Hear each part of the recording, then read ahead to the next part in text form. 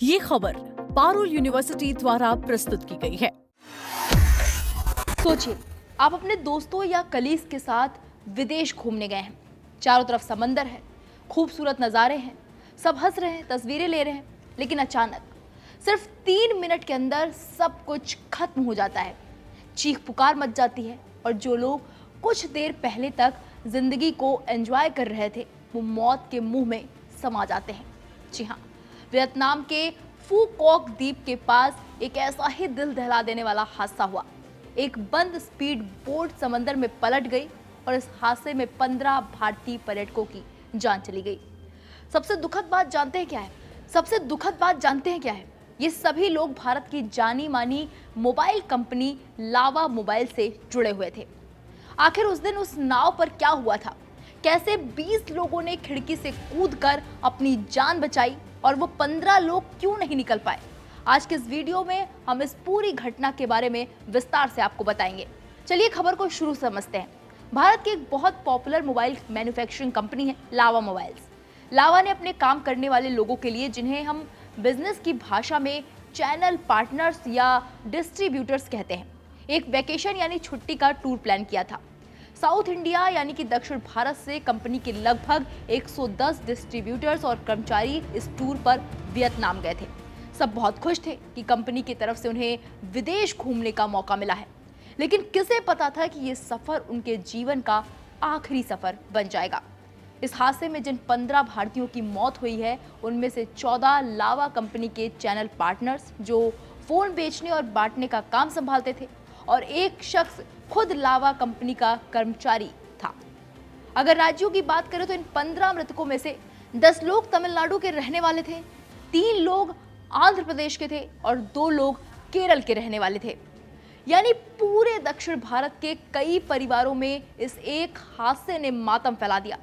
अब बात करते हैं उस भयानक मंजर की जो उस नाव पर सवार लोगों ने झेला। जिस नाव पर लोग सवार थे वो एक बंद स्पीड बोट थी, यानी वो चारों तरफ से शीशे या फाइबर से पैक थी। उस नाव में कुल 32 यात्री सवार थे। नाव जैसे ही किनारे से रवाना हुई, सब कुछ नॉर्मल चल रहा था, लेकिन रवाना होने के सिर्फ 3 मिनट के भीतर, हाँ सिर्फ 180 सेकंड के अंदर नाव का संतुलन बिगड़ा और वो समंदर में पलट गई। अब जरा सोचिए, एक बंद डिब्बे जैसी नाव जो पानी में उल्टी हो चुकी है, अंदर अंधेरा छा गया होगा, पानी भरने लगा होगा। जैसे ही नाव पलटी, आगे की तरफ बैठे लोगों को एक खिड़की दिखाई दी। अफरा तफरी के बीच लगभग 20 लोगों ने सूझबूझ दिखाई और वो उस आगे वाली खिड़की से बाहर कूद गए। पानी गहरा था, लेकिन वो किसी तरह से तैरकर या बाहर निकलकर अपनी जान बचाने में कामयाब रहे। लेकिन असली त्रासदी नाव के पिछले हिस्से में हुई। जो 15 लोग नाव के पीछे बैठे थे, उन्हें बाहर निकालने का कोई रास्ता नहीं मिला। नाव बंद होने के कारण वो अंदर ही फंस गए।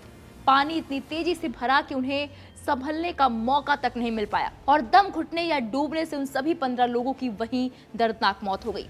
जैसे ही ये खबर भारत पहुंची, लावा मोबाइल कंपनी और सरकार में हड़कंप मच गया। परिवार में मातम पसर गया।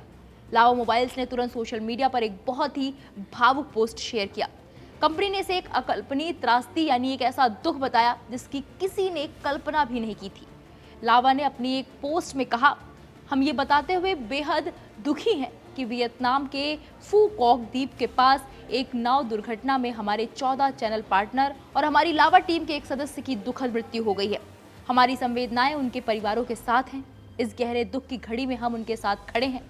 लावा ने आगे बताया कि उनकी टीमें भारत और वियतनाम दोनों जगहों पर एक्टिव हो चुकी हैं।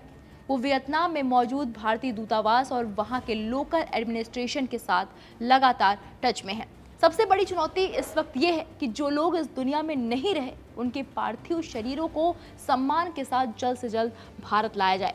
लावा कंपनी ने भरोसा दिलाया है कि वो पीड़ित परिवारों की हर संभव मदद कर रहे हैं और कागजी कार्रवाई को तेजी से पूरा करवा रहे हैं, जिससे शवों को स्वदेश वापस लाया जा सके। यह हादसा एक बहुत बड़ा सबक देता है। जब भी हम किसी टूरिस्ट प्लेस पर जाते हैं, चाहे वो देश हो या विदेश, और हम किसी बोट या स्पीड बोट पर बैठते हैं, तो कुछ बातों का ध्यान रखना बेहद जरूरी है। सबसे पहले लाइफ जैकेट। कभी भी बिना लाइफ जैकेट पहने नाव पर ना बैठें। चाहे सफर कितना भी छोटा ही क्यों ना हो। अगर बोट बंद है तो बैठते ही सबसे पहले ये देख लें कि इमरजेंसी में बाहर निकलने के रास्ते या खिड़कियां कहाँ हैं। ओवरलोडिंग, अगर नाव में क्षमता से ज़्यादा लोग बैठे हैं तो उसमें बैठने से मना कर दें। लावा मोबाइल्स के इन कर्मचारियों और पार्टनर्स के परिवारों पर इस वक्त क्या गुजर रही होगी, इसका अंदाजा भी नहीं लगाया जा सकता। इस पूरे हादसे पर आपकी क्या राय है? क्या आपको लगता है कि टूरिस्ट बोट्स में सुरक्षा के इंतजामों को और कड़ा किया जाना चाहिए? अपने विचार हमें नीचे कमेंट बॉक्स में जाकर जरूर बताएं। बाकी बड़ी खबरों के लिए आप देखते रहें दैनिक जागरण न्यूज़। नमस्कार।